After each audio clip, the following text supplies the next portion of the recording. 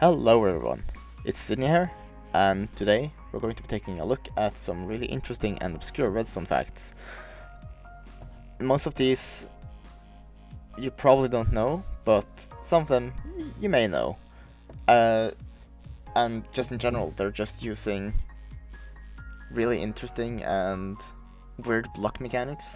Like, they're just using some blocks which have some really interesting mechanics which I didn't even think would have an effect in Redstone, but they do. So, yeah, let's just get right into it. Alright, so this first one there has to do with soul sand and M portals. Now, these two might seem like completely unrelated blocks, but I assure you they are not. So, what's special about these two blocks, which you don't find in any other blocks, is that signal can go through them. You can see, you can send the signal through. But if I go into F3, you can see my height is now 67, but on this block it's 66.8. And on this one it's also a little bit lower than 67. What this means is that you can actually drop an item through these, and it'll end up in this chest right here. They are the only two blocks in the game which are solid, which you can place redstone on top of, that you can set items through in this manner.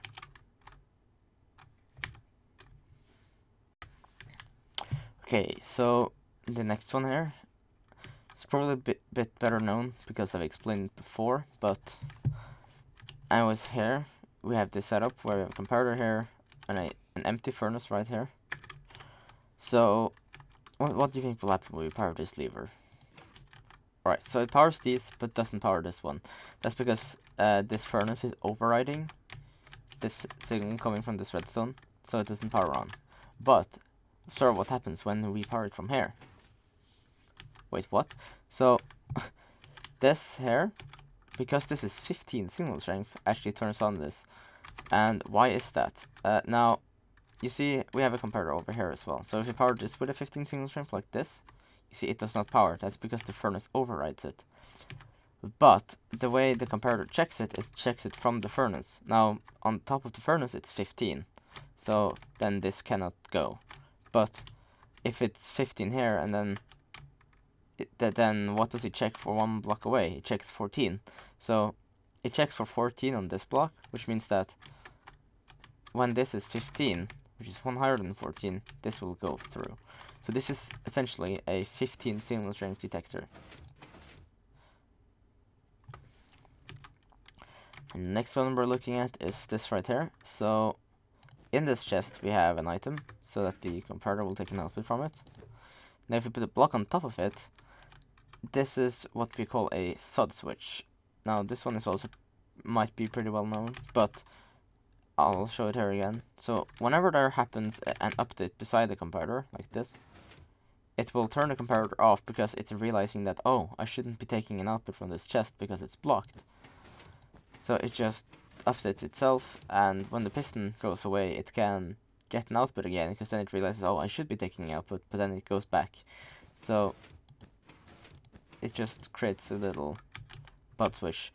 What's cool about this one is that you can, through a wall, like so, set an output like this, or like this, or with a torch, or with a redstone when it gets deleted, the redstone repeater, and it actually can detect every time the state of the block in this on the side here changes. So if there's a chest right here, it will check whether or not the one is even open. So this is basically a way to detect when someone opens a normal chest in opposed to a trap chest. Even when I put items in here, you see it will change the block state, and it will power. It's also pretty cool that this also works with node blocks, because the block state changes. So this is essentially, with this comparator right here, it's a block state change detector switch. Block state change. doesn't quite flow as well as Bud does it. So this fourth one here has to do with comparators and repeaters, and it's also pretty well known, I believe. So you might know that if you have a repeater like this, and you power the repeater, a little bedrock bar appears on this repeater. That means that this repeater can never power on. So if I have a redstone in the front there, you see, it never powers on, ever. Now if you power it on, and you power the repeater on the side, this one will never depower. Alright, so, but did you know, the same also applies for comparators? So if the repeater is powered, you can lock it with a comparator, but it doesn't show on the repeater itself. As you can see when I depower it as well, it doesn't power, but it does update it if you right click it. Then this one will always show the bedrock bar.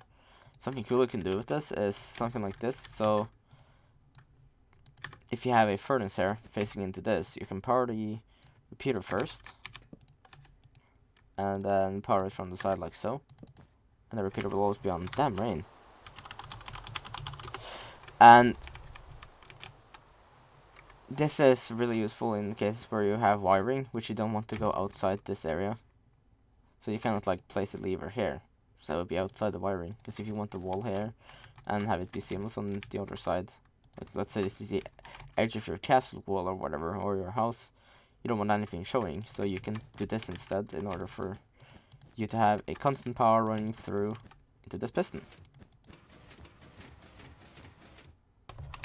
Right, so the last one here of our semi-obscure ones is this right here. So if you have a piston like this and a string on top, do you know that the string on top actually updates this piston whenever an entity goes through it?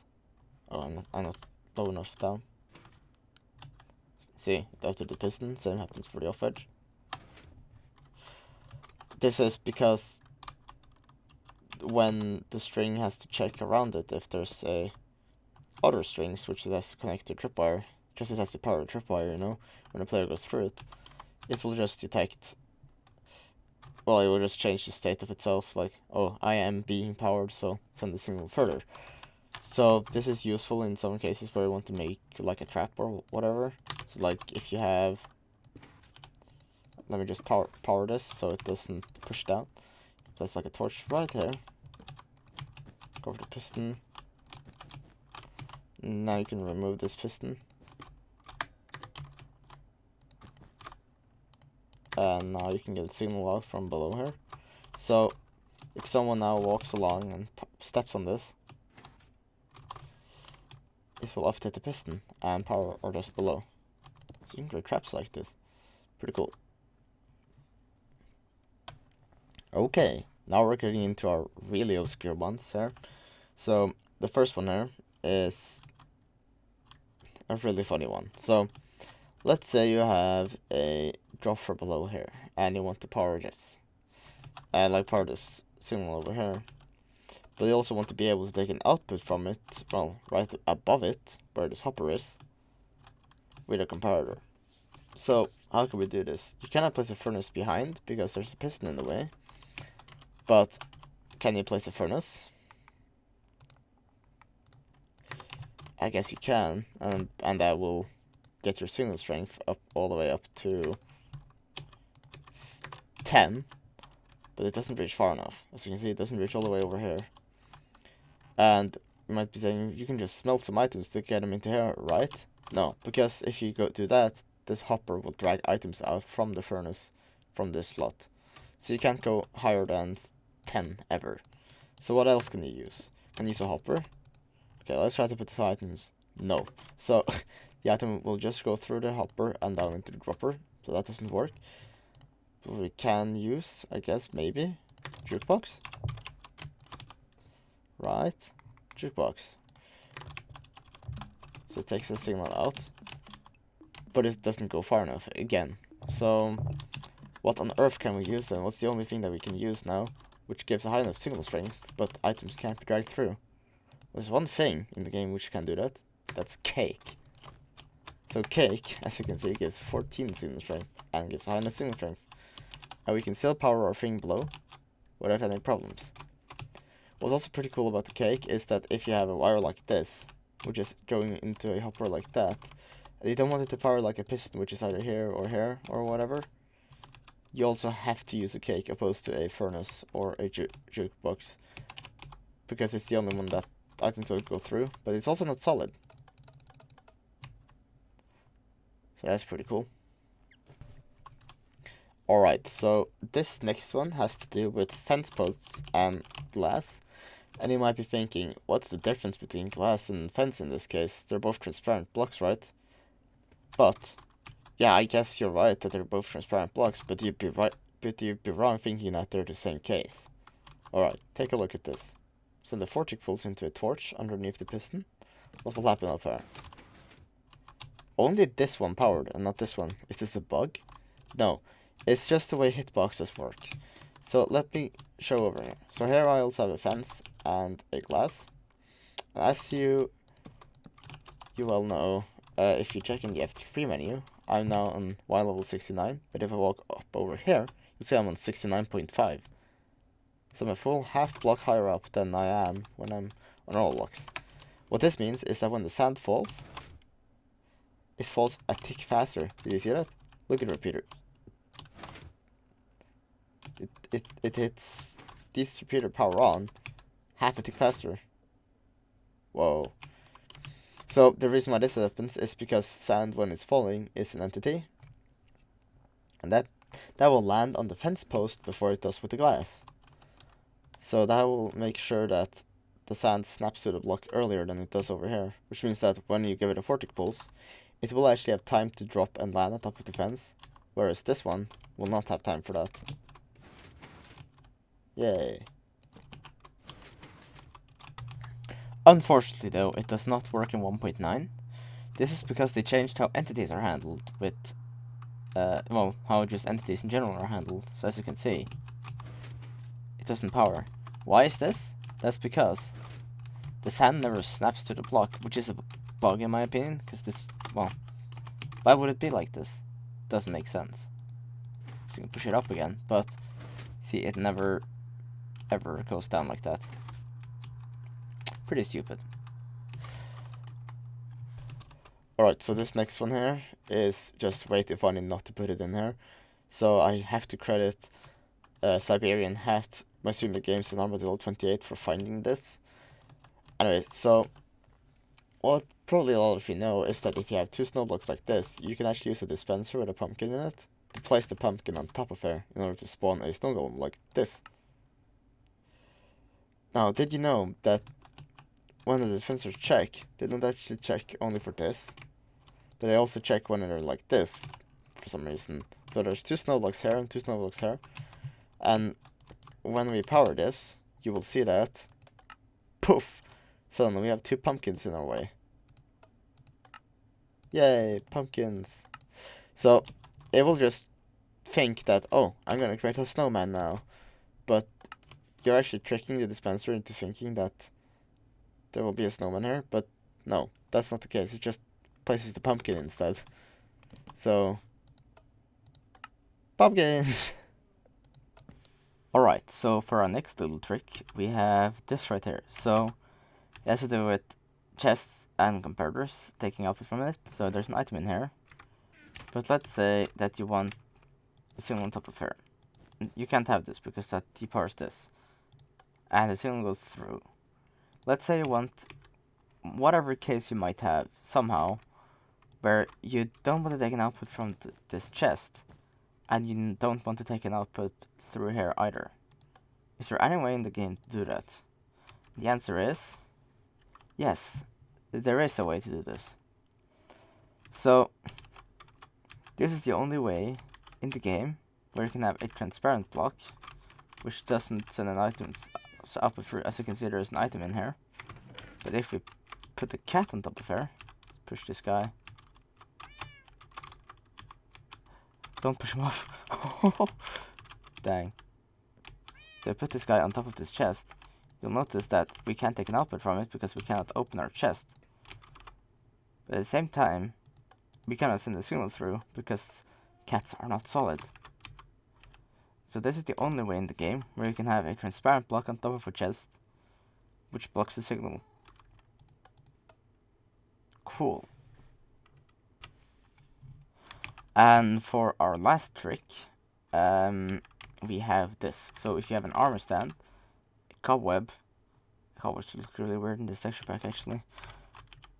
Never mind that. And a pressure plate like so, and you want a really long timer running out of this, then you can use this exact setup right here. So you push the armor stand into the cobweb, it will stay in the pressure plate for a long time, and then depower. So this is a really long delay timer, which gives you a lot of delay for something that you want to use it for. And what's nice about it as well is that if you were to use hoppers for this, you would have to use a 4 wide area. And with this one, you can actually fit the timer into a 2 wide area, which is like 2 wide vertically, which you can get a lot of delay out of. So if there's ever a case where you have something, let's say, over here, like side pistons or whatever,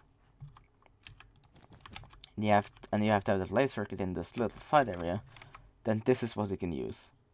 Because if you have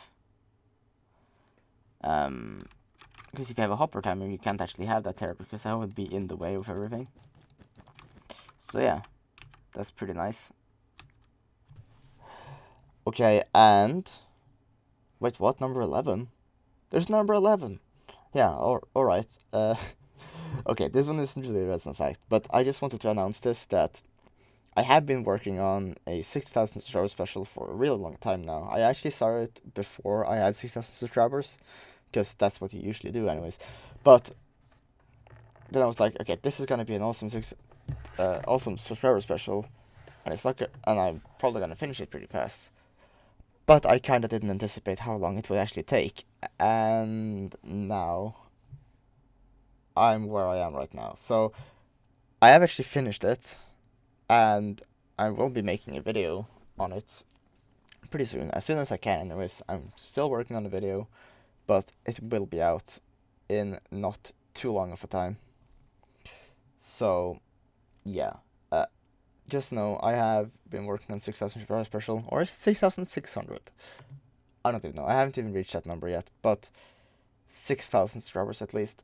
I have a special in the works, and it's coming out pretty soon.